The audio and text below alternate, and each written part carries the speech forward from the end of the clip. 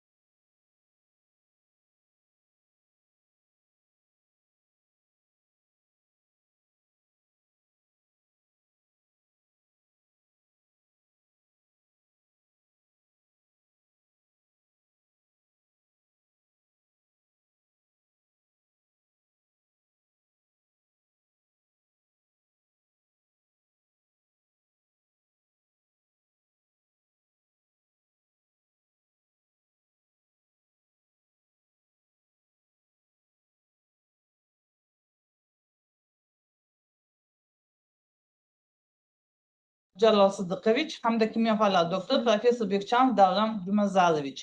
Yetakchi tashkilot umumiy va nalgan kimyo instituti. Kun tartibi bo'yicha savollar yoki takliflar bormi? Tushunarli bo'lsa, unda shu kun tartibini tasdiqlab berishni so'rayman. Rahmat, hafsizlar, betaraflar yo'q, birozni qabul qilindi. Demak, talabgorning shaxsiy ishlari bilan tanishish uchun so'zni ilmiy kengashimizning ilmiy tartibiga beramiz. Marhamat, Nigora Hakimovna.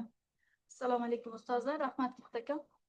Adinayeva Dilnoza Qurbonali qizi 1993-yil Surxondaryo viloyati Denov tumanida tug'ilgan, millati o'zbek, ma'lumoti oliy. 2014-2018-yillarda O'zbekiston Milliy universiteti bakalavri, 2018-2020-yillarda O'zbekiston Milliy universiteti fizika va kimyo kafedrasi magistranti, 2021-2023-yillarda Biorganik kimyo instituti fermentlar kimyosi laboratoriyasida kichik ilmiy xodim, 2023-yildan hozirgi vaqtgacha UzMU kimyo fakulteti fizika va kimyo kafedrasi tayanch doktoranti. Dissertatsiya mavzusi ayrim nodir metall ionlari donador ionitlar yordamida sortiyalashning fizik-kimyo jihatlari deb nomlangan. Ilmiy rahbar professor Akbarov. Dissertatsiya bajarilgan muassasa O'zbekiston Milliy universiteti. Ilmiy faoliyat davomida ilmiy jurnallarda 6 ta maqola, respublika va xalqaro konferensiyalar 9 ta test chop qilingan. Bitta xalqaro maqola va 5 ta respublika miqyosidagi jurnallardagi maqolalar. Dissertatsiya ishining dastlabki muhokamasi 2025-yil 10 oktyabrda O'zbekiston Milliy universiteti fizika va kimyo kafedrasining 7-sonli ilmiy seminarida muhokama qilingan. Majlis raisi kimyo fanlari doktori professor Kattayev tomonidan imzolangan. Ilmiy ishlar va innovatsiyalar bo'yicha prorektor Ergash tomonidan tasdiqlangan. Taqrizchi dotsent Mamatov. Seminar Adinayeva Dilnoza Qurbonali qizining dissertatsiya ishini O'zbekiston Milliy universiteti huzuridagi ilmiy kengash qoshidagi 020004 fizik kimyo ixtisosligi bo'yicha ilmiy seminarga tavsiya qilgan. O'zbekiston Milliy universiteti huzuridagi ilmiy kengash qoshidagi 020004 fizik kimyo ixtisosligi bo'yicha ilmiy seminar 2025-yil 6-noyabr 3-sonli majlisda muhokama qilingan. Majlis bayonnomasi ilmiy seminar raisi professor Kattayev tomonidan imzolangan. Ilmiy ishlar va innovatsiyalar bo'yicha prorektor Ergash tomonidan tasdiqlangan. Taqrizchilar professor Bekjanov va professor Salixanova. Seminarda Adinayeva Dilnoza Qurbonali qizining 020004 fizik kimyo ixtisosligi bo'yicha bajarilgan dissertatsiya ishini O'zbekiston Milliy universiteti huzuridagi ilmiy kengashda himoya qilishni tavsiya etilgan. Dissertatsiya muhokamasi davrida ko'rsatilgan kamchiliklar inobatga olingan va tuzatilgan. Himoya haqidagi e'lon 2025-yil 6-dekabr O'zbekiston Respublikasi Oliy attestatsiya komissiyasining veb-saytida, 2025-yil 9-dekabr O'zbekiston Milliy axborot agentligi veb-saytida, shuningdek 2025-yil 9-dekabr Ziyonet axborot tarmog'i portaliga joylashtirilgan. Yetakchi tashkilot sifatida dissertatsiya ishi vaqtida referati umumiy va anorganik kimyo instituti seminarida muhokama qilingan. 2025-yil 17-dekabr 29-sonli bayonnoma.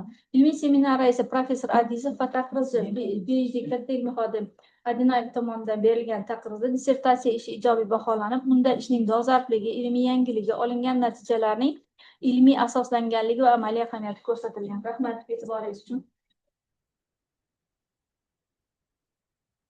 Demak, talabgorning shaxsiy ishlari bo'yicha savollar yoki bormi takliflar? Tushunarli bo'lsa, unda so'zni talabgorga beramiz. Reglament 20 minutgacha ish asosiy mazmuni bilan tanishtirish uchun. Assalomu alaykum, hurmatli ustozlar hamda rais. Mening ishim mavzusi ayrim nodir metall ionlarini donador ionitlar yordamida so'rpsalashning fizik kimyoviy jihatlari.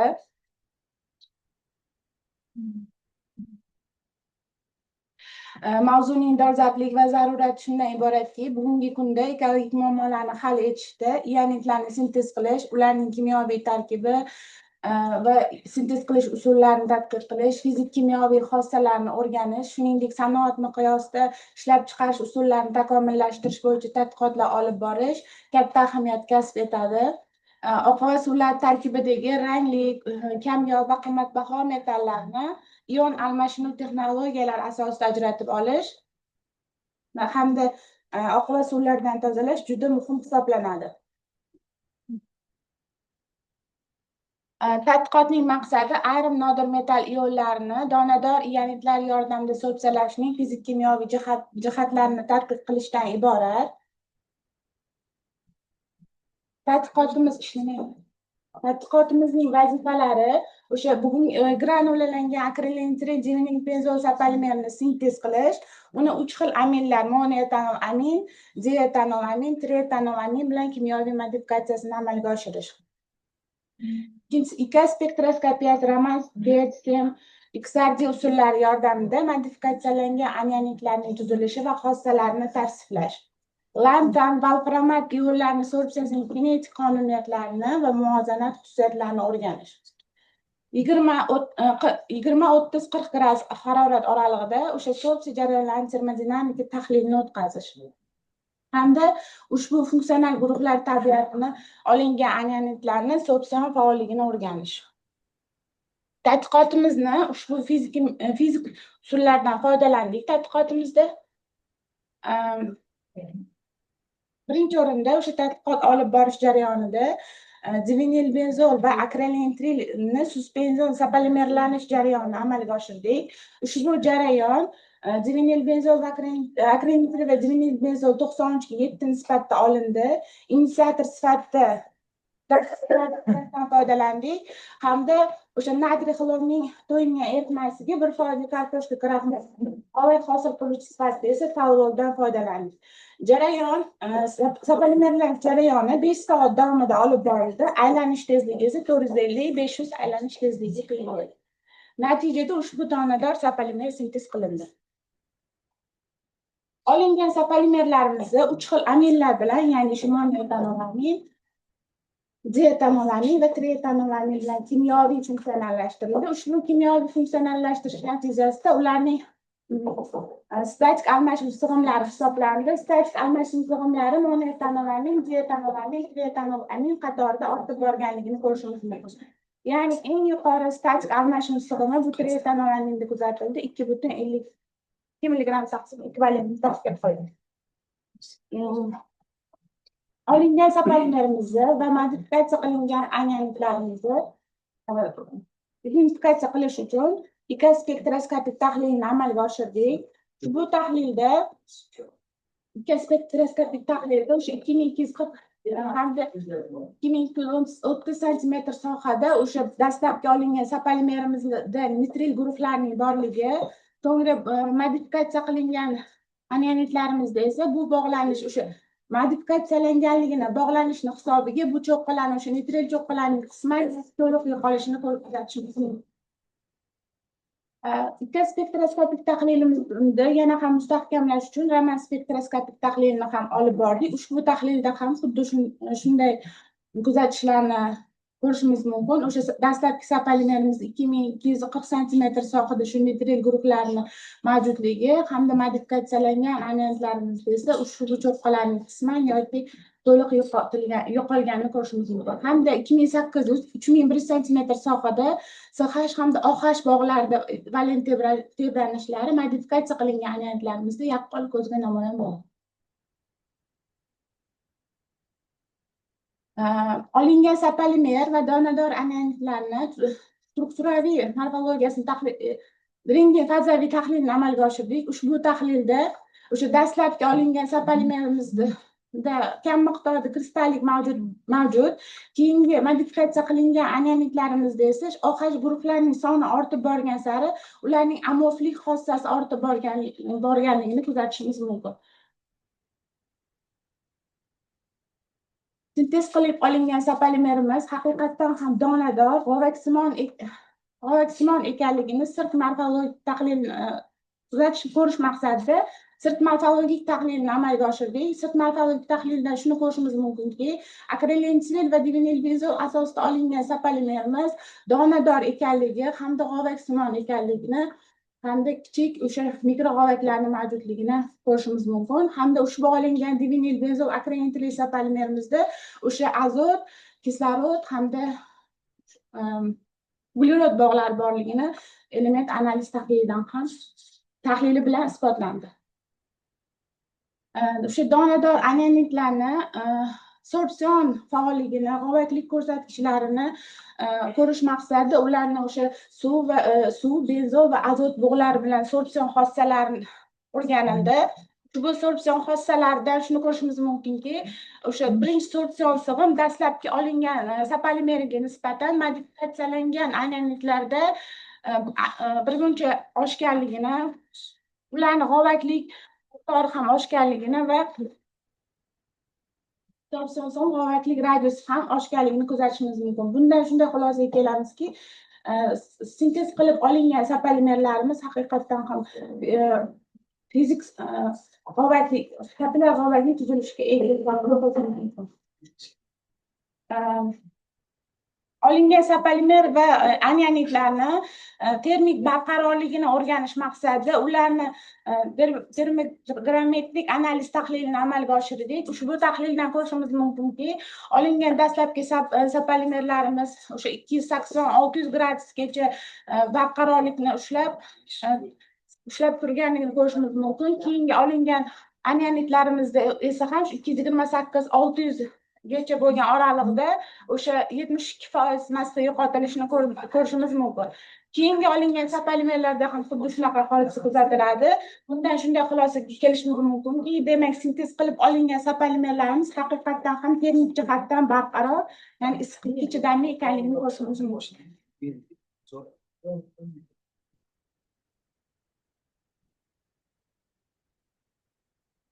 Sintez qilib olingan anionitlarimizni o'sha lantan ionlar bilan sorpsiyasini kinetik ko'chirmadan tahlilini amalga oshirdik. Ushbu tahlilda monoetanolamin bilan kimyoviy modifikatsiyalangan anionitimiz o'sha 20-30-40 gradus haroratlarda turli xil konsentratsiyalarda ularning sorpsion faolligi o'rganildi. 20 gradus haroratda o'sha monoetanolamin bilan modifikatsiyalangan sorbentimiz lantan ionlarini bir normalniy konsentratsiyada 153,22 mg taqsim gram yutgan. Harorat oshgan sari, ya'ni 40 gradus haroratga kelganda esa bu yana ham oshgan, ya'ni o'sha bir normalniy konsentratsiyada ko'yining miqdori 163,85 mg taqsim gramni tashkil qilgan. Dietanolamin bilan modifikatsiyalangan kimyoviy modifikatsiyalangan anonitimizda ham lantan ionlarini sorpsiyasining kinetik va termodinamik jihatdan tahlil qilindi. Ushbu tahlildan shuni ko'rishimiz mumkinki, demak dietanolamin bilan kimyoviy modifikatsiya qilingan sorbentimiz monoetanolaminga nisbatan yana ham o'sha sorpsion faolligi oshgan, ya'ni maksimal o'sha haroratda ko'yining miqdori 173,65 mg taqsim gramni tashkil etganini ko'rishimiz mumkin. Uchinchi sintez kimyoviy modifikatsiya qilingan anionitimiz demak trietanolamin hisoblanadi. Trietanolamin bilan kimyoviy modifikatsiyalangan anionitimizni ham lantan ionlari bilan sorpsiyasining kinetik va termodinamik tahlilini amalga oshirdik. Ushbu tahlilda ham o'sha monodietanoolaminga nisbatan o'sha harorat oshgan sari, ya'ni eng yuqori konsentratsiyada sorbsion sig'imi, ya'ni quyining miqdori 194,4 milligram taqsim grammni tashkil etganini ko'rishimiz mumkin. Endi sintez qilib olingan analitimizda o'sha ikkinchi tartibli Van-Gogh grafik orqali va boshqa termodinamik boshqa funksiyalar orqali o'sha termodinamik parametrlar, gips energiyasi, entalpiya va entropiya qiymatlari hisoblab topildi. Ushbu analitimizda valframat ionlari bilan ham sorbsiyasini o'sha kinetik va termodinamik tahlilini amalga oshirdik. Bunda ham shu 3 xil haroratda, ya'ni 20, 30, 40 gradus haroratda sorbsiya jarayonlari o'rganildi. Bunda ham o'sha valframat ionlari bilan sorbsiyasini ko'rishimiz mumkinki, demak A va B parametrlar o'sha harorat oshgan sari oshib borayotganligini kuzatishimiz mumkin. Quyining miqdori ham harorat oshgan sari maksimal harorati, ya'ni 40 gradus haroratda 8,25 milligram taqsim grammni tashkil etayotganini ko'rishimiz mumkin. Xuddi shunday jarayon, demak, dietanoamin bilan kimyoviy modifikatsiya qilingan analitda ham o'sha valframat ionlarining sorbsiyasining kinetik va termodinamik parametrlari o'rganilgan. Buni Temkin, Sips, Friedrich modellari bo'yicha o'sha entalpiya, entropiya, gips energiya qiymatlari hisoblab topilgan. Xulosa qilib shuni aytishimiz mumkinki, demak, ion almashuvchi matrisa sifatida qo'llanuvchi yuqori mikrog'avaylikka ega akrilentil divinil benzol bilan donador sapolimer sintez qilindi. Ushbu sapolimerlarni 3 xil aminlar bilan kimyoviy modifikatsiyalandi, ya'ni shu monoetanoamin, dietanoamin, trietanoamin bilan kimyoviy modifikatsiyalar amalga oshirildi hamda o'sha yangi analitlar olish imkonini berdi. Ushbu olingan analitlarni fizik kimyoviy va spektroskopik tavsiflar orqali strukturalar, ularning amorfligi, g'ovakligi, gidrofilligi, o'sha sirt yuzasi, solishtirma sirt yuzasi va bir qancha parametrlari o'sha sorbsion faolligini oshish bilan kuzatildi. O'sha monoetanoamin, dietanoamin, trietanoamin qatorida oshish kuzatildi. Barcha modifikatsiyalangan analitlarimizda vantan ionlarining sorbsiyasi kinetikasi ikkinchi tartibli model bilan yetarli darajada tavsiflandi. O'sha bu holatda azot hamda kislorod atomlari bilan o'sha bog'lanishni o'z ichiga olgan ximosorpsiya mexanizmiga ishora qildi. Demak, monoetanoamin o'sha trietanoaminda o'sha 2000-3000 daqiqa ichida yuzaga keladigan o'sha bir normalniy konsentratsiyada 40 gradus sharoitda maksimal sorbsiya sig'imi, ya'ni 193,4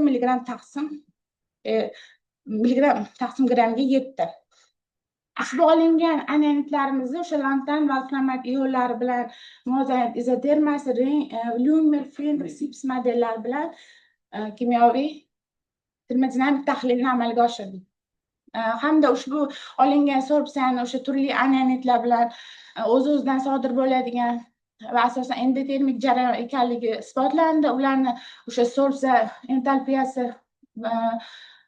108,84 kilojol taqsim molni, entropiyasi esa 163,4 jol taqsim molni tashkil etdi. Shu xulosamizda vazifalarda qo'yilgan barcha o'sha talablar dissertatsiya ishimizda amalga oshirildi. Hamda Sho'rtan gaz kimyo sanoati Navoiy kon-metallurgik kombinatidan o'sha haqiqatdan ham sintez qilib olingan donador analitlarimiz o'sha metallarda qo'llanildi hamda metallarning sorbsion sig'imlari o'rganildi. E'tiboringiz uchun rahmat. Mavzu tugadi. Matematikda savollar bo'lsa berishing mumkin. Marhamat. Ikkinchi, bu başı sizi boshlagan ilmiy tadqiqot ishingiz bo'yicha adabiyotlarda qanday ma'lumotlar bor va bunda qanaqa yangiligi nimadan bor? Rahmat ustoz savolingiz uchun. Divinil benzol akrilentril asosida turli xil nisbatlarda sapolimerlanish jarayoni amalga oshirilgan. biz ham ilmiy ishimizda o'sha eng maqbul nisbatda o'sha 93 ga 7 nisbat deb tanlab oldik. Lekin o'rganilgan adabiyotlarda o'sha immunniy bezo va akrometriya asosida sintez qilib olingan sapalimer mana shu 3 xil aminlar bilan, ya'ni monoetanolamin, dietanolamin, trietanolamin bilan kimyoviy modifikatsiya qilinmagan va ushbu yangi sorbent olinmagan. Bizda ilmiy yangiligimiz shundan iborat. 3 xil amin bilan yangi kimyoviy modifikatsiya amalga oshirildi. Va lantan va altramat ionlar bilan ularning so'risi bilan kasallanadi. Yana savol bormi? Marhamat, yana kimni savol bor? Shu organ sapalimer suvda bo'katib o'tmiz. Yo'q. Bo'lmasa, demak, to'rtta emas, absorpsiya degan ma'qul bo'lmaydimi? To'rtta bo'lsa, bu ichiga ham kiritish kerak. Endi Ichiga kirmasa, demak, jarayon to'rtta emas, absorpsiya jarayon bo'ladi. to'g'ri ustoz, savolingiz to'g'ri, lekin bizda o'sha haqiqatdan ham sintez qilib olingan sapalimerimizga g'ovak hosil qiluvchi sifatida talg'oldan foydalanganmiz. Demak, biz sintez qilib modifikatsiya qilib Bo'ldi, g'ovayni tushunardi. g'ovaklik Maktabda faqat absorpsiya ketadi. To'rtta yo'q. kimyo hisobsi. Yana Marhamat. nima sizda o'sha lantan ionli katyonli absorpsiyasi modifikatsiyada hammasi endotermik. Endotermik. Sabab endotermik absorpsiya bo'lishning sababi nima? Endi Asosan endotermik bo'ladi absorpsiya. Endotermik sabab bizda sintez qilib olingan modifikatsiyalangan sorbentlarimiz bu anionitlar hisoblanadi. Anionitlar bu lantan ionlar bilan endotermik absorpsiyani namoyon qiladi. Shu sababi deb qo'yilgan. ion bog'lanishi yo'q, donor retseptor bog'lanish. Donor kislorod va azot atomlari hisobida Shu ham katyonni ham anionni ham absorpsiya qiladi. Odatda bittasi qilishadi. Sizda tushuntiryapsiz uni?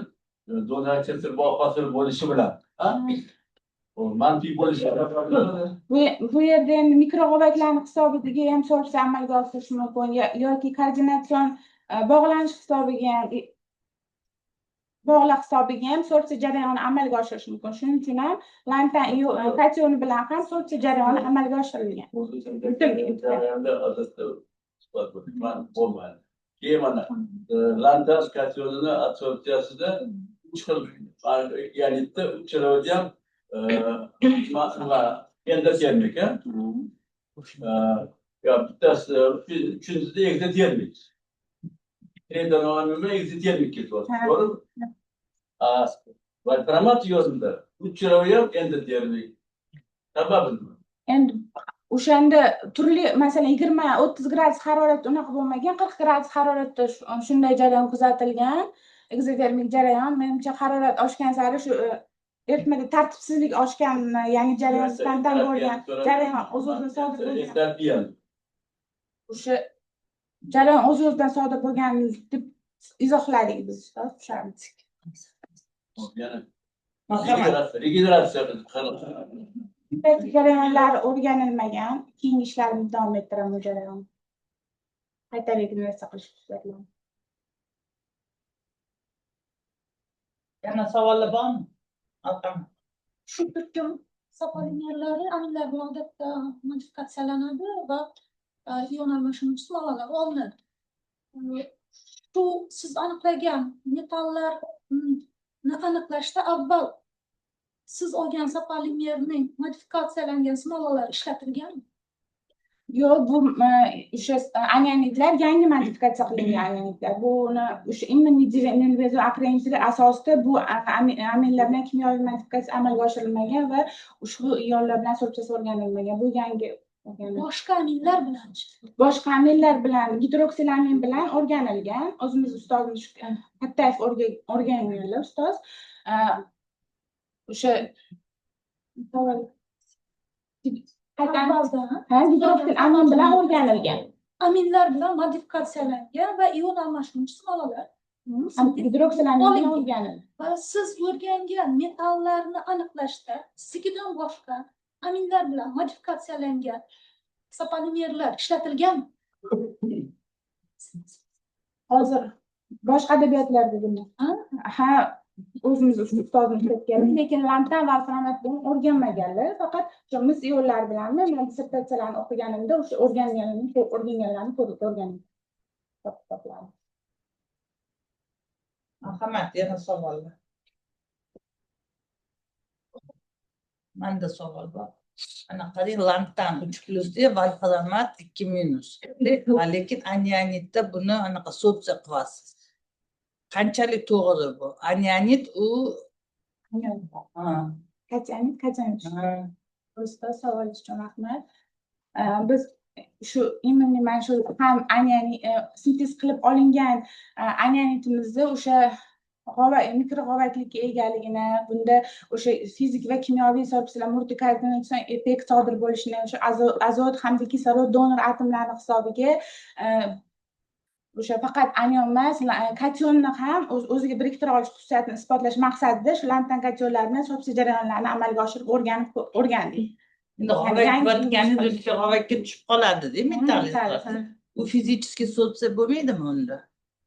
Fizik so'psami, fizik so'psa ham amalga oshiradi ozgina miqdorda, lekin o'sha immuniy azot va kislorod donor tekshirganmisiz bu fizik so'psami yoki xima so'psami? Xima so'psa ham amalga oshadi, fizik so'psa ham amalga Qanday oshadi. tekshirgansiz? Bu o'sha termodinamik kimyoviy tahlillar yordamida o'sha turli Kimyoviy qanday tekshirgansiz? Reaksiyalar. Anaqada element analiz tahlilini ham amalga yuvganmisiz? Ha, suvda yuvib, tozalangan, keyin suvda yuvilsa u fizический so'psa ketyapti. yo'q, tozalangan Kislotalada yuvsangiz u xima so'psa bo'ladi. Agar kislotalada ham yuvilib ketmasa. Tozalangandan so'ng ICP nimasini ham olganmiz. Haqiqatdan ham bu zavod oqva suvlar anaqa anion обменник emas, u poliamfalitdir balki. yo'q, poliamfalit bo'lmaydi. Kimizmini ko'rsata olasizmi? Unda plus bilan qanaqa reaksiya ketadi? Minus. Reaksiya mexanizmini musbat yo'llar bilan manfiy yo'llar bilan qanaqa reaksiyalar ketyapti? Taxminiy reaksiya mexanizmini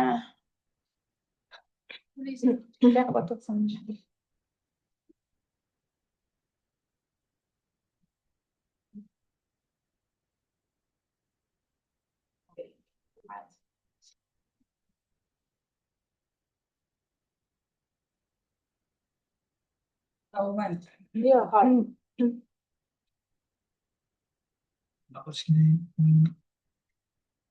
keyin slayd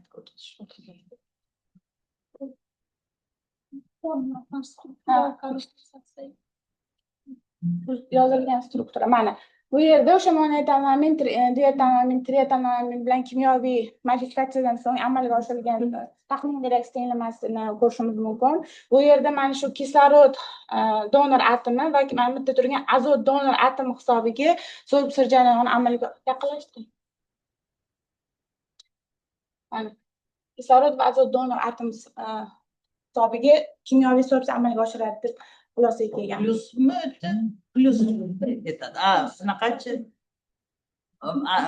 Valframat qayerdan ketadi? Valframatda ozgina shu jarayon fizik so'psa ham amalga oshgan valframat yo'li. Yuvilib ketsa, qarang.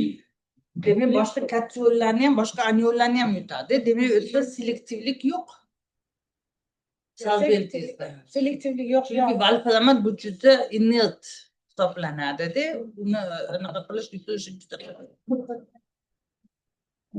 lekin bizda o'sha valframat yo'llarini ko'proq fizik so'zda amalga oshirganini ko'rishimiz mumkin.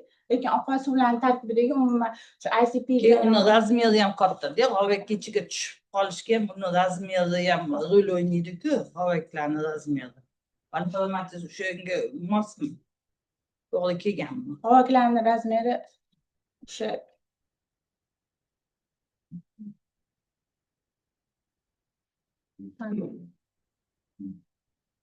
Marhamat, yana kimda savol bor?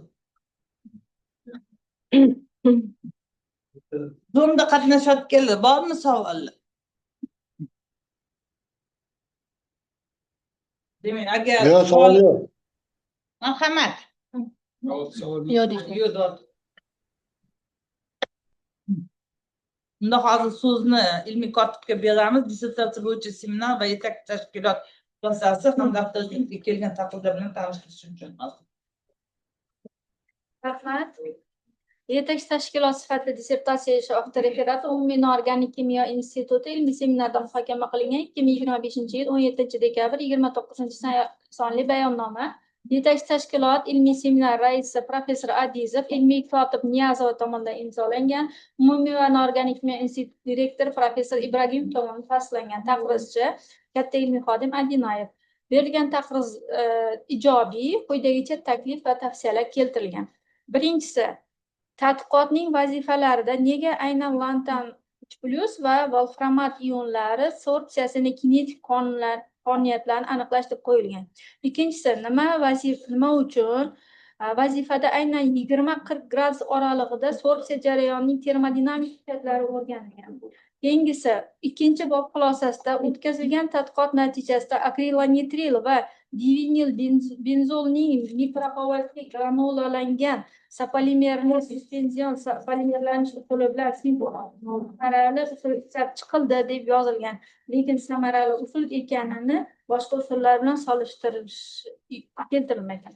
Keyingisi, qishda respublikada minus harorat bo'lishini inobatga olib, hamda anianitni oqova suvlarni tozalashda qo'llanilishini inobatga olsak, nega faqat 20-40 gradus oralig'idagi harorat sorpsiyalanish jarayonlari o'rganilgan? Keyingisi, maksimal sorpsiya sig'imi 40 gradusda deyilgan, lekin unda keyin haroratni oshishi qanday ta'sir ko'rsatadi? Dissertatsiya keltirilgan quyidagicha avtoreferatga taqrizlar keltirilgan. Birinchisi, fan va taraqqiyot davlat muassasasi direktori professor Abiddan taqriz ijobiy quyidagicha kamchiliklar keltirilgan. Birinchisi, avtoreferatda solventlarning sorpsiya sig'imi va faolligi ko'rsatilgan bo'lsa-da, ko'p martalik sorpsiya va desorpsiya sikllarida ularning barqarorligi va funksional guruhlarning saqlanish masalasi yetarli darajada ochib berilganda ijobiy natijaga erishilgan bo'ladi. Keyingisi, lantan 3+ va volframat ionlarning aminli funksional guruhlar bilan bog'lanish energiyasi DFT hisob-kitoblari yordamida baholash ishning nazariy asosini yanada mustahkamlashtiradi. Keyingisi, Toshkent kimyo texnologiya instituti sellyuloza va yog'och sozlik texnologiyasi kafedrasi mudiri, kafedrasi professori Rahmanberdiyevdan taqriz ijobiy quyidagicha kamchiliklar keltirilgan. Birinchisi, ANDVB asosidagi solventlarni solishtirib, ustunlik va cheklovlarni aniq sanoatda qo'llanilgan ionitlar bilan ko'rsatish ishning ilmiy va amaliy ahamiyatini oshirgan bo'ladi. Ikkinchisi, sorpsiya jarayonlari asosan individual ionlar misolida o'rganilgan bo'lib, real eritmalarda uchraydigan raqobatli ionlar ishtirokidagi selektivlik masalasi alohida tadqiq etilmagan. Keyingisi, Qoraqalpoq davlat universiteti organik va inorganik kimyo kafedrasi dotsenti Tulyubayevdan taqriz ijobiy quyidagicha tavsiya keltirilgan. Avtoreferat bilan tanish jarayonida qator yangi solventlarni olinganini ko'rish mumkin. Ushbu natijalarga tegishli patent olinsa, maqsadga muvofiq bo'ladi. Keyingisi, Samarqand davlat pedagogika instituti kimyo kafedrasi dotsenti Eliboyevdan taqriz ijobiy quyidagicha tavsiya keltirilgan. Ion almashuvchi materiallarga qo'yiladigan asosiy talab ularning solishtirma hajmi, mexanik, kimyoviy barqarorlik, statik va dinamik almashish sig'imi, granulyar tarkibi bo'yicha muhim hisoblanadi. Shu xarakterlar ham o'rganganda maqsadga muvofiq bo'ladi. Rahmat e'tiboringiz uchun. Lo'nda javob bering. Tadqiqotning vazifalari bo'yicha nega lantan va volframat ionlarining sorpsiyasini o'rganilgan deb savol bergan ekanlar. O'sha lantan va volframat ionlari sorpsiya jarayonlari modifikatsiya qilingan aminlarga o'rganilmagan, yangi ish bo'lganligi uchun ushbu ionlarni tanlab olganmiz. Nimaga aynan shu 20-30 gradus oralig'ida o'rgangan deb savol beribdilar. Bilan o'sha termodinamik xususiyatlarini tasdiqlash maqsadida ushbu harorat oralig'ini hamda O'zbekiston iqlim sharoitini inobatga olgan holda ham ushbu haroratlarda dissertatsiya o'rganilgan. minus harorat bo'lganini inobatga olsak, nega ya'ni shu haroratni keltirgan ekanlar. Ushbu bizga iqlim sharoitimizdan kelib chiqqan holda ushbu haroratlarda so'tchi jarayonlarini o'sha hisob kitoblarini amalga oshirganmiz. Keyin taqrizchilarimiz o'sha ijobiy fikrlarni bildirgan ekanlar. Hisob kitoblar yordamida baholash so'ragan ekanlar. Tanval yo'llarini bo'lishi keyingi ishlarimizda davom ettiramiz. Keyingi ishlarimiz davom Demek, endi muhokamaga o'tamiz. Birinchilar sizlar qani? Kimyo fanlari doktori, professor Sidiq Parpijalov Sidiqovich. Marhamat.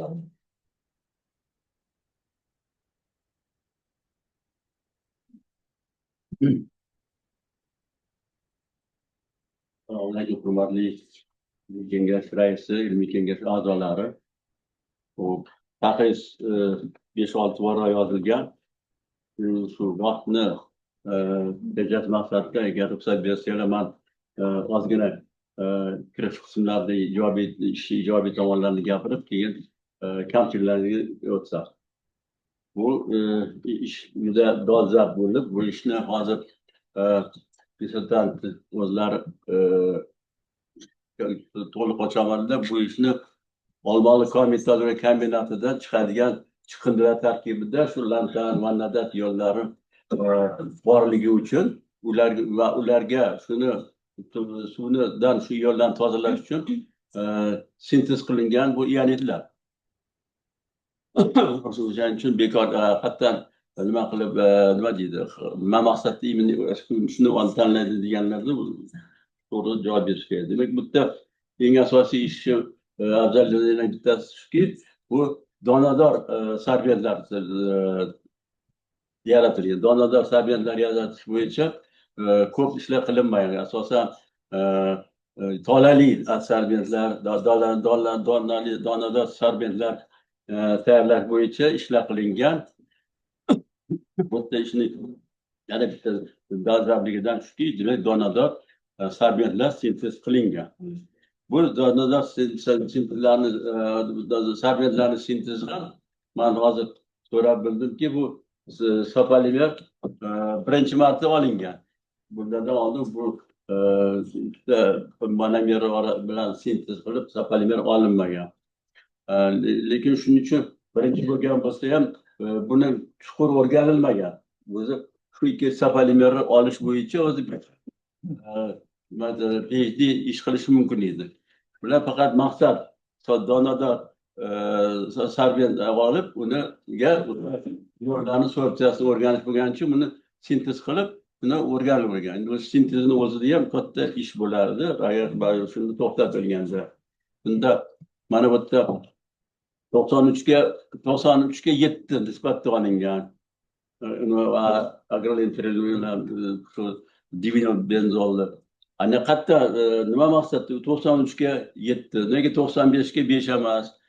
Shuni bir nima qilib boshqa bir ma'lumotlar orqali shu tarkib optimalligini ko'rsatilganda yana ham yaxshi bo'lardi. Keyin bitta asosan ikkita yo'lni o'rganish maqsadida bo'lsa ham boshqa yo'llarni ham o'rganib ko'rishgan, o'rgangan natijasida ularga ham ijobiy natijalarga erishilgan. Bu ilmishni dissertatsiyani bo'yicha demak 9 ta joyda aprobatsiyadan o'tgan, shundan 4 tasi xalqaro va 5 ta respublika. Shu jami demak 14 ta ilmiy ish chop etilgan. Mana shuni o'zi ham demak kishini anaqa natijalarini ahamiyatli o'sida ko'rsatadi. Endi bu ishni ijobiy tomonlari bo'lsa, yana baribir taklif bilan mulohazalarimni o'qib bermoqchiman.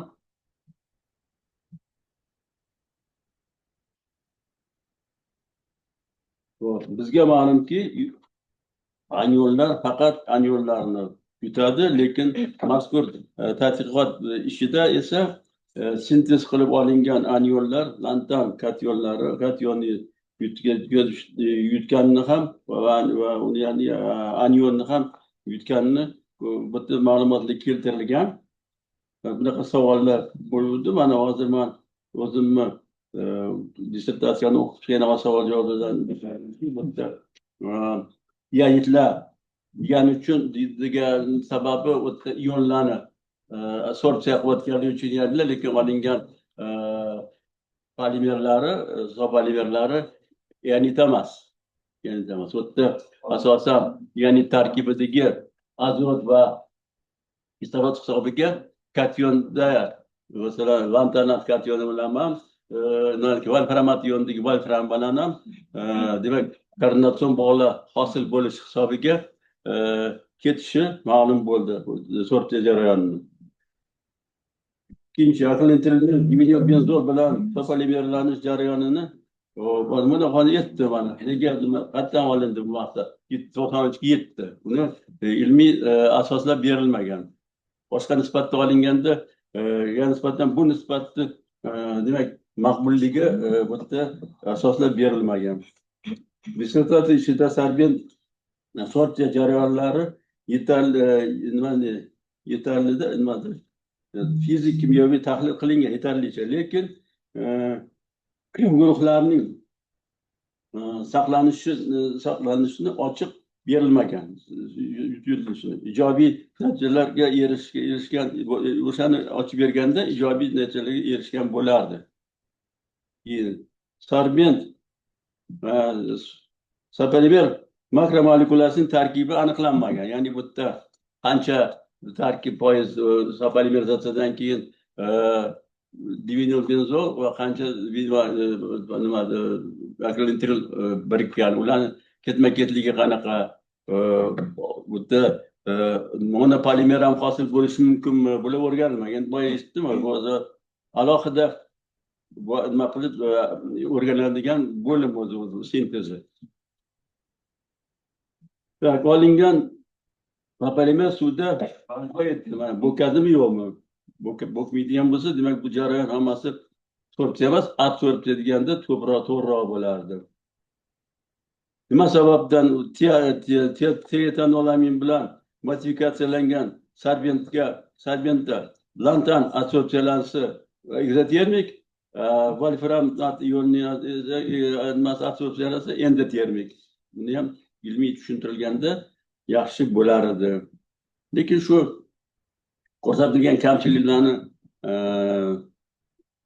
bu ishni sifatini yomonlashtirmaydi, lekin bu berilgan kamchilik ko'rsatilgan tavsiyalar bu ishni keyin davom ettirishda nimalarga e'tibor berishligini ko'rsatadi. Xulosa qilib aytganda, Ajinayeva Dilnoza Qurbonali qizi tomonidan bajarilgan ayrim nodir metall yo'llari donador ionitlar yordamida sorpsiyasining fizik kimyoviy jihatlari mavzusidagi dissertatsiya ishi 02.0004 fizik kimyo ixtisosligi bo'yicha falsafa doktori ilmiy darajasini olish uchun yozilgan dissertatsiya ishi, demak dolzarb yo'nalish bo'yicha yuqori saviyada bajarilgan nazariy va eksperimental tadqiqotdir. Mazkur ish dolzarb ilmiy yangiligi, amaliy ahamiyati va chop etilishi sifatida etilganligi bilan talablariga to'liq javob beradi. Ajinayeva Dilnoza Qurbonali qizi 02.0004 fizik kimyo ixtisosligidan kimyo fanlari bo'yicha falsafa doktori ilmiy darajasini olishga bilimi va malakasi yetarli deb hisoblayman. Marhamat, so'z talabgorga beriladi ko'rsatilgan kamchiliklarga javob berish uchun. Abjali Sidiqovich ustozimizga o'sha dissertatsiyamni ko'rib chiqqanlari uchun o'z minnatdorchiligimni bildiraman. Dissertatsiyada keltirilgan kamchiliklarni o'sha javoblarni bor edi hammasiga. O'sha nima uchun ular o'rganilgan. Rozisan? Ba'zilarini keyinchalik Domlaxon Qodimjon, rahmat. Demak, ikkinchi opponentimiz kimyo fanlari doktori professor Bekchamov Davron Jumazovich Azomda qatnashyapti u, lekin Svязimiz yaxshi bo'lmagani uchun ilmiy kotirovni o'qib beradilar. Nigora Hakimova faqat kamchiliklarga, takliflarga to'xtalsangiz, maylimi? Rahmat. Demak, bitta kamchilik keltirgan ekanlar. Dissertatsiyani tayyorlashda foydalanilgan adabiyotlar 130 dona bo'lib, shundan 66tasi eski adabiyotlar. Eski adabiyotlarni o'zgartirish tavsiya qilingan.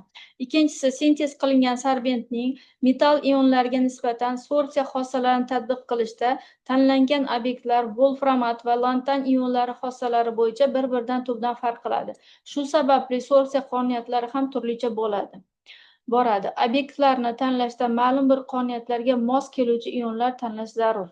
Ikkinchisi, dissertant tadqiqot ishini bajarish uchun o'z oldiga qo'ygan maqsad va vazifalarni amaliyotda joriy qilish natijasida olingan ma'lumotlarga mos kelmaydi. Taklifim tadqiqot maqsadi va vazifalarni amaliy natijalarga moslash kerak yoki amaliyotga joriy qilishda maqsad va vazifalarga mos yo'naltirish joriy qilish kerak.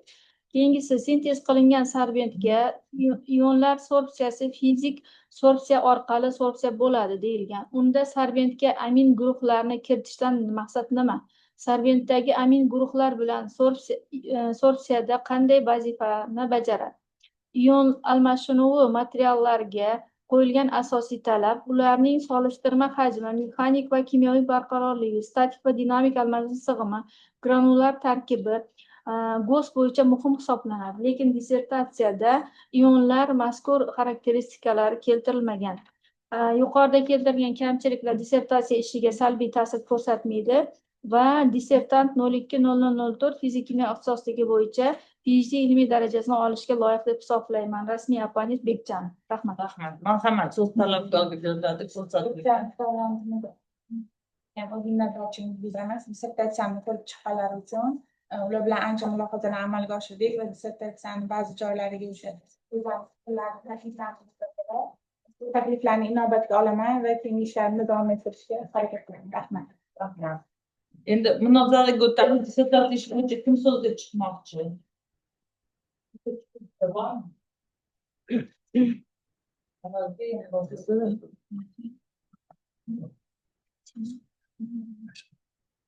Mayli.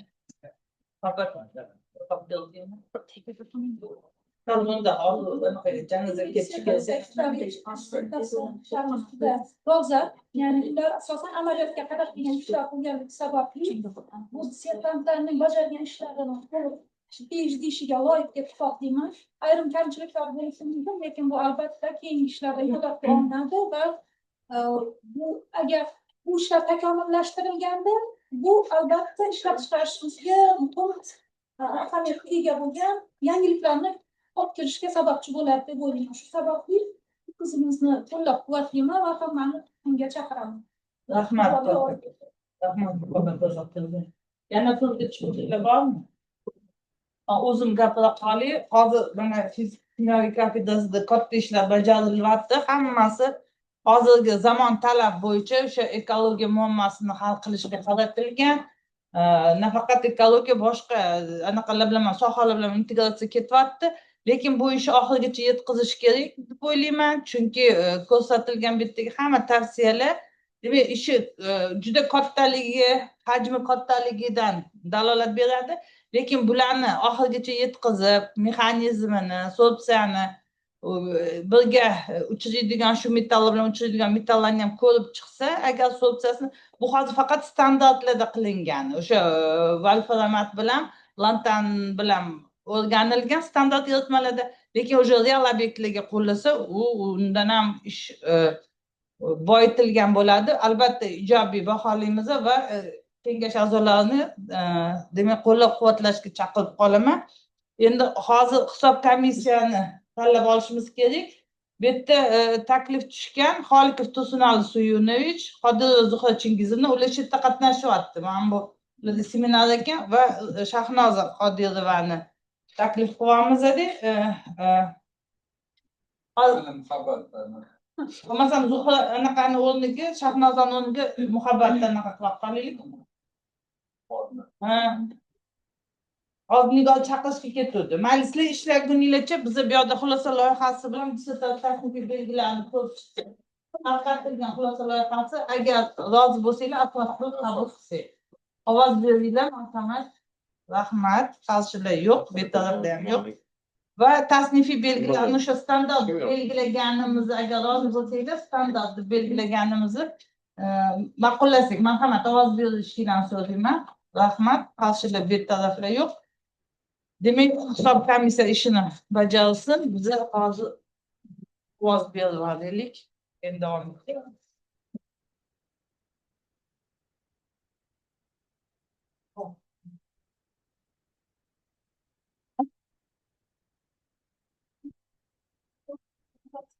Ana kuchukcha.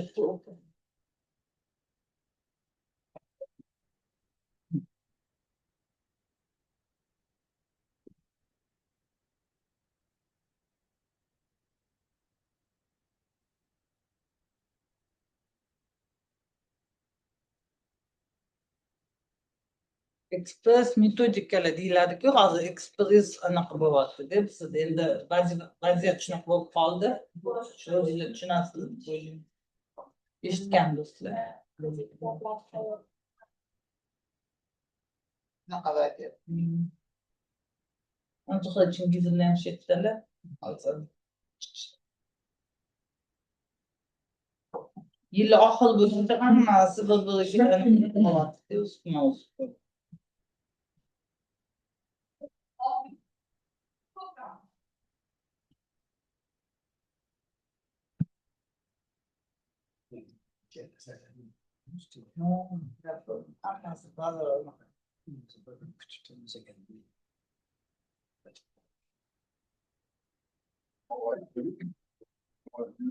Ha, buradan böyle. Bak.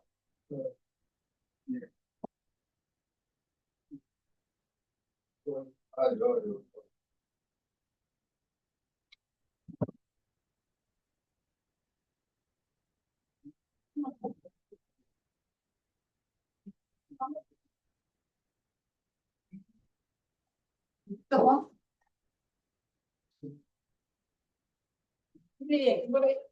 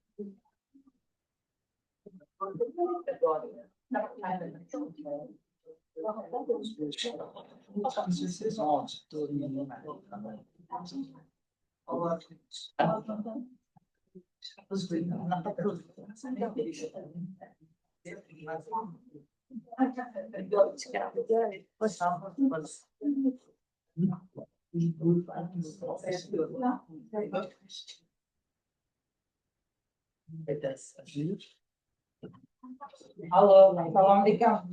Yaxshimisiz? Qo'llar yaxshimi? Yaxshi, rahmat. Uzr bo'yi ko'tarolmadi, mana qo'ydi dedi. Bo'yi bo'ladi. Ha, yaxshi, rahmat.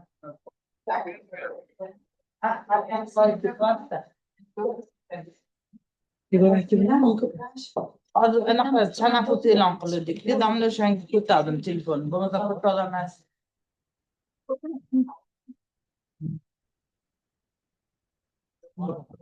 Ha, ko'p bor. Ha, bo'lyapti.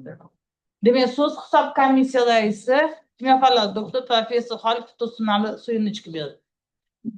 Olingan komissiya Adinayeva Dilnoza Qurbonali qizining kimyo fanlari bo'yicha falsafa doktori ilmiy darajasini olishga qo'yilgan dissertatsiyasi yuzasidan yashirin berilgan ovozlarni sanash uchun saylangan. Ilmiy kengash tarkibi 21 kishidan iborat etib tasdiqlangan. Ilmiy kengash tarkibiga hal qiluvchi ovoz huquqi bilan qo'shimcha ravishda hech kim kiritilmagan. Majlisda kengash a'zolaridan 18 kishi qatnashgan, shu jumladan ko'rib chiqilayotgan dissertatsiya ixtisosligi bo'yicha 4 nafar fan doktori qatnashgan. 18 ta byulleten tarqatildi, 3 ta byulleten tarqatilmay qoldi. Qutchada 18 ta byulleten borligi aniqlandi. Ovoz berish natijalari: tarafdorlar 100%, qarshilar va yaroqsiz deb topilgan byulletenlar yo'q. E'tiborlaringiz uchun rahmat. Hisob komissiya bayonnomasini tasdiqlab olishini kutdik. Marhamat. Rahmat. Qarshilar bir tarafli yo'q, bir ovozdan qabul qilindi. Demak, men bugungi himoya bilan sizni o'zim nomidan, kengash a'zolari, chetlik hamkasblarim nomidan tabriklayman va sizga yakunlovchi so'z berasiz. Marhamat.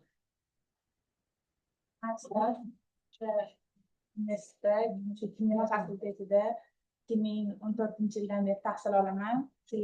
Shu kungacha bo'lgan o'sha ilmni o'rgatgan ustozlarim barchasiga o'z minnatdorchiligimni bildiraman. Jumladan Hamdamik Ramovichga, katta ustozimizga hamda o'sha men qo'llab-quvvatlagan oila a'zolarimga ham katta rahmat.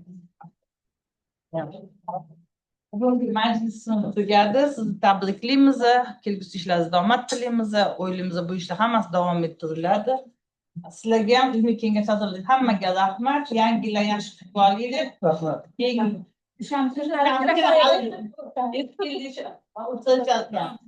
Yaxshi kutib olinglar. Bayramlar bilan. Rahmat. Siz ham Assalomu alaykum. Yaxshimisiz? Sog'ligingiz yaxshimi? Rahmat. Bayramlarda yaxshi kutib olinglar. Nasib bo'lsa 29dami yana? 29da uchrashamiz. 30da ham uchrashamiz shekilli. Ha, 30da ham bormi? Ha, mayli. Mayli, yaxshilikda ko'rishaylik, domla. Dilnoza, mana buni olasizlar, men olaman ichida. Men olaman hammasini. Mana shokoladini oldim, rozi bo'ling. Ha, Dilnoza poshsha.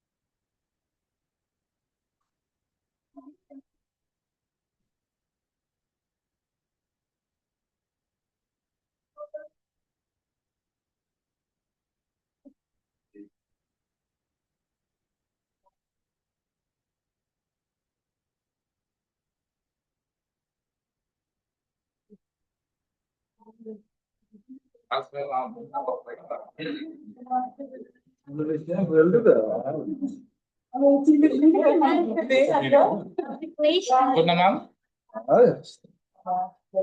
Al ko'rinaman. Ko'rinyapsiz? Mana qo'yaman. Deputat ko'raman. Ne, bitirishdim.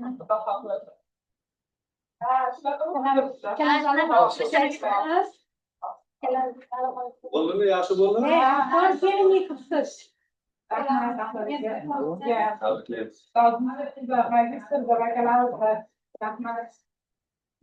Tahsilni olaylar. Assalomu alaykum. Yaxshi kunlarga qarayapsan. Bunlar katta bo'lgan qizlar bu.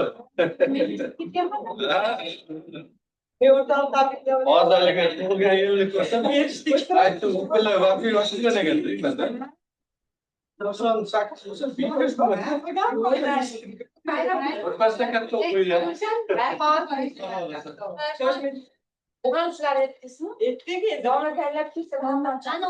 Soat 2'ga. Dadasiga ketishdi-yu, quyida qo'ydi.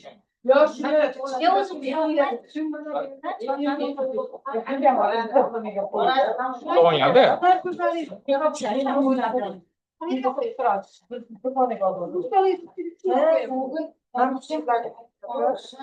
Merhaba, kaçıp durayım. Partiyalar olmaz. Mana bo'ldi.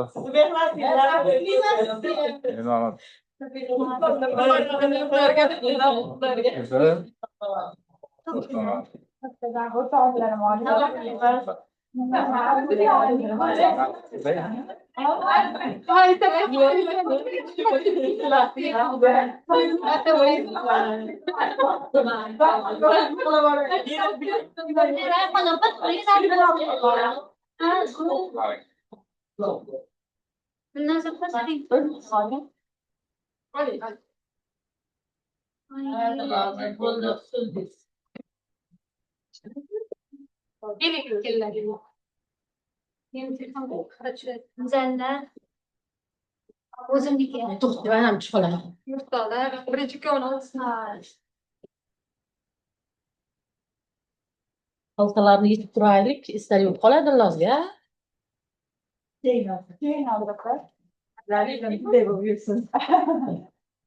Voy voy shapkalarni chiqsan. Ay endi.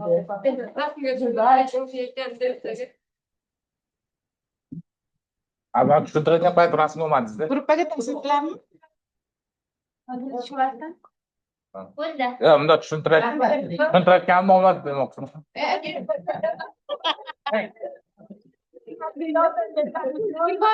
Senikimi? Senikimi? Meniki tashlaysiz. Lozaga tashlamas. Avval qarab turish kerak emas. Qarab tursangiz yaxshi. Anaqa dokument ishlariga yordam bermaydi.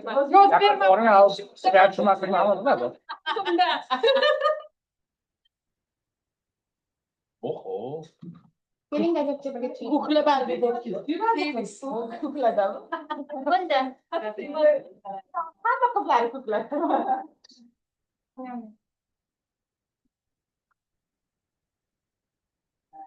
Unga mana yetdilar. Bitta quyul degan. Yo, unga mayli.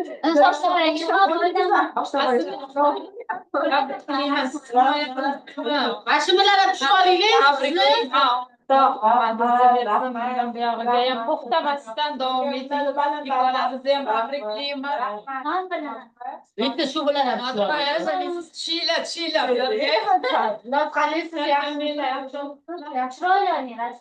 Ay, hech kim uxlolmayapti. Shahrizoda mishaytirib oling. Bunaqasiga oling, bundoq aylantirib oling.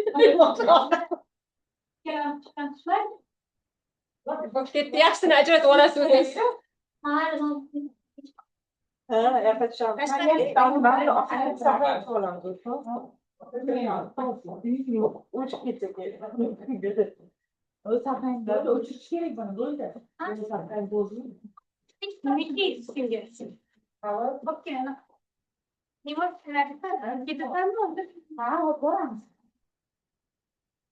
Qolganlar nima dasta mana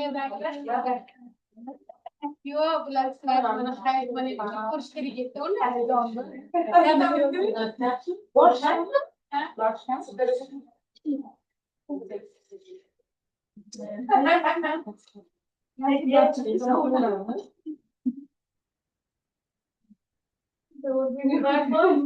Mana qaning. Loyiha belgilagan bo'ladi. Shuni olib qo'yasizlar o'zlaringiz. Ichidagilarga berdik, lekin bu keraksiz. Ortagisi kerak. Shu orasida bir uchga belgilagan bo'ladi.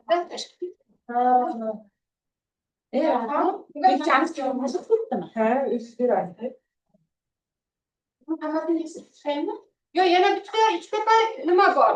Dimnoz, yana ikki bor menimcha. Uni ham olasiz, kattaroq kalta.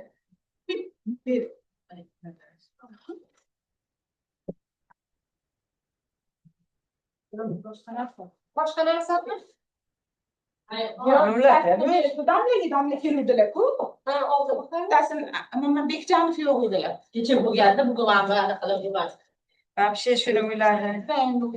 Shu o'lib qolardi. Shu o'lib qolgan. Kecha qancha chiqqan? O'zi aytadi-ya. Bo'lgan ishga qor yog'adi. Kerak bo'lsa mana buni ichida. Ajratib olamiz. Hozir umuman qizillar ichida qolmadi. Qolmadi, kerak Uxlaysiz endi Dilnozaxon. Buni olaylik. Bir uxlab kerak-a, to'xtab bo'ldi. Mira, shoshmayman buni. Anaqa bo'ladi. Yo, men uni bilmayman lekin. Qanday o'chirib olib Olsam bo'ladi. Yo'qolmasin deyman.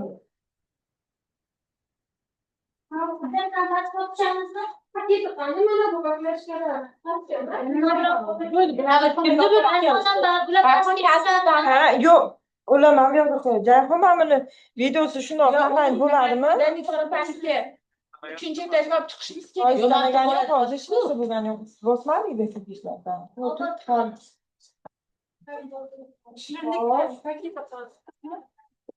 Mana sufla mana.